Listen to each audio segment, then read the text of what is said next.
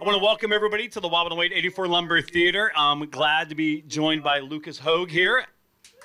Thank you so much. There you go. We rehearsed this, no less. We I love rehearsed it. it. Oh, my and gosh, they were perfect. asleep.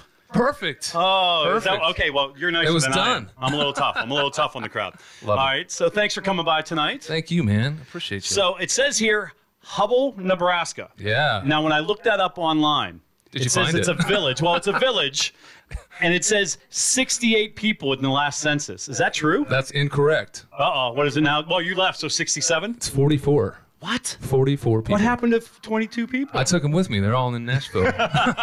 It's my band. So 44 people. What was that like growing up in a town like that? Oh, man, it was awesome. We got to do anything we wanted to, and everybody knew your business, so that kept us alive. Because they were all related. Well, How many of them are none relatives? of them How many of them are actually relatives? that's hard to say. That's hard to say. Or you don't want to say. Which is Yeah. Well, my mom and dad both grew up very close to each other. Fairbury was 30 miles away, which was kind of the biggest town, maybe 2,000 or 3,000 people in that town. And that's where my dad went to school. And then my mom went to a little Kansas town called Haddam, Kansas, which there was maybe 200-300 people in that school. And that's where they met. And they stayed around there. My dad went to the Air Force in Texas and then came back, and they've been there ever since, and they raised us all there. And I have 2 older sisters and an older brother, and it was awesome growing up in such a small town and going to a small school like I did. I mean, it was literally 3 towns consolidated to make one school. From kindergarten through 12th grade, it was 80 kids in the whole school. Oh, wow. I had 7 in my graduating high school class, and I was top 7 in my class. So. Hey, you don't have to tell anybody how many were in the class. He was top 7th. He's lying. He was 7th. I was 7th. So a lot of people may not know that you've been able to do a lot in your career so far. I mean, sir. You've had a song on Smallville. Yeah. Anybody watch Smallville on the WB? The Superman show? Oh, she's like, no, you have to introduce this lovely woman to Smallville. So what was that like? How's that call come about? You're just sitting there minding your own business. Somebody calls and said, hey, we're going to put your song on TV. I wish it was that easy. Oh, okay.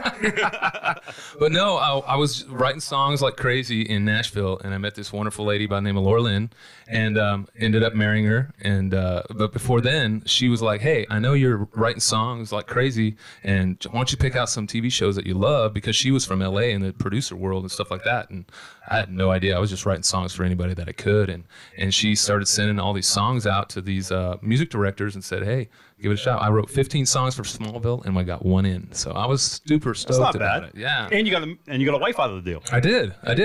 So. If you ever watched the movie Star Trek Voyager, I believe, and you see a woman walking down the boardwalk with 2 giant Rottweilers, that's my wife. Okay, here's the deal. You might want to know the name of the title of the movie next time you tell this, because she's watching this live, and now you're in trouble. So when your stuff's out in the lawn when you get home after Exactly. All right. You also hosted your own Animal Planet show. Yeah. It was a show. It was a great show. We were rescuing. I was a singer-songwriter saving dogs across the South, and we rescued anywhere from 160 to 180 dogs every single week. And thank you very much. And we found them new homes up in the New England states, like New Hampshire and stuff, because it's kind of the swap. They got a ton of people up there and very few dogs, and in the South we got a ton of dogs and very few people. So it was cool. It was a great marriage between the two. So it was cool to bring all these dogs in, and I mean, people would line up for days waiting for their dogs to come. It was It was cool.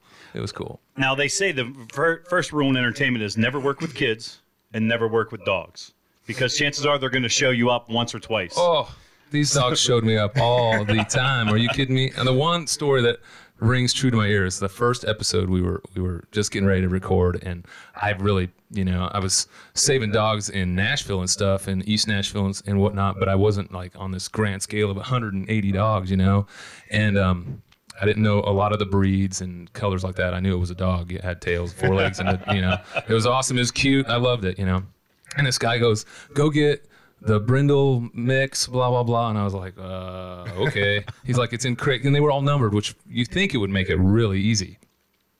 I think he threw me under the bus. But anyway, I go back and I grab the cutest little brindle lab puppy. I mean, could have been more than 6-7 weeks old. I mean, just a little bitty guy. And I bring it out to this little girl. She's so excited and so happy. And I'm like, yeah, we killed it. And the guy turns to me, he's like, dude, that's not the right dog. Oh. Did you Exactly. take the dog I'm back? like, I had to basically ripped the puppy from this girl's hands on live TV, and I'm like, oh my God, I feel like such an idiot. And I have to go back and get her dog, and I walk this, no lie, I mean, go back and watch the episode. It's a half-blind, three-legged lab to this little girl, and she's like, are you kidding me? This is my dog. I mean, my heart was like, and there was a second show, so at least something came out. 13, so makes for good TV, right?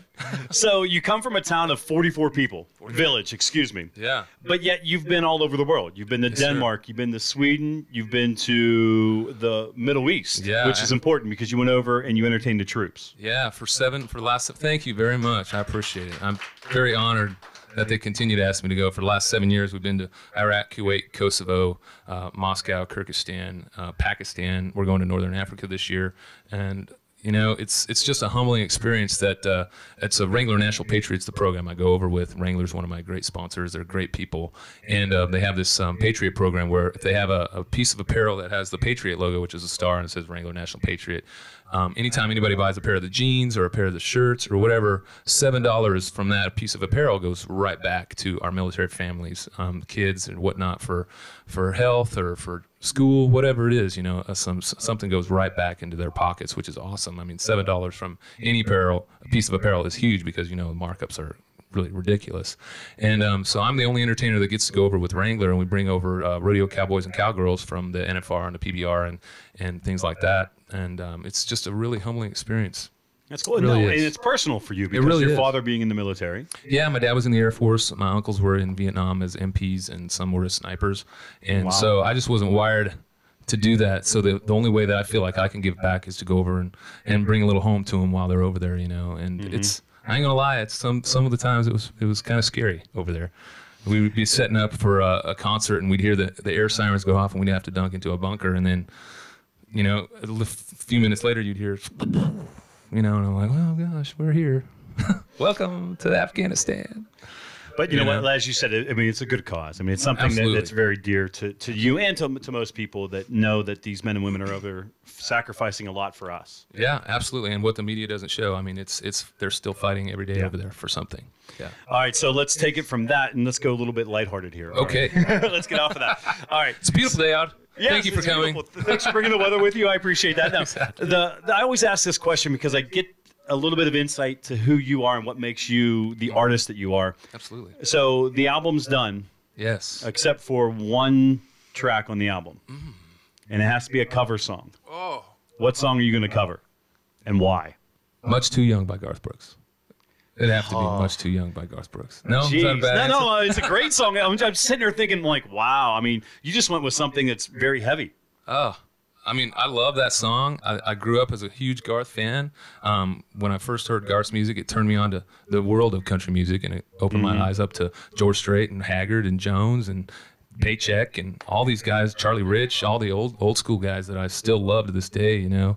And then it just opened me up to everybody that was coming up the ranks at the time, you know. It was just fantastic. And I grew up loving my mom and dad, both my dad more than my mom, but were huge singers and stuff. My dad had a few college bands called the Young Blues. It was kind of like a doo-woppy, you know, Nice. the leisure suits and everything. I can see you doing that. I might have to. You never know. And so I grew up loving the singer-songwriter, and that you know, after I heard, you know, Garth's music, it turned me on to, oh, these guys not necessarily writing their own material, but I love the people who are writing the material also. So I just fell in love with Skip Ewing and Paul Overstreet, the artist writers as well, and it just kind of molded from there. Well, I can't say enough. Thanks for stopping by. Thank I you, appreciate Wookie. it. Let's hear some music. All right, brother. Ladies Thanks and for having me. gentlemen, Lucas Hoge. Thank you.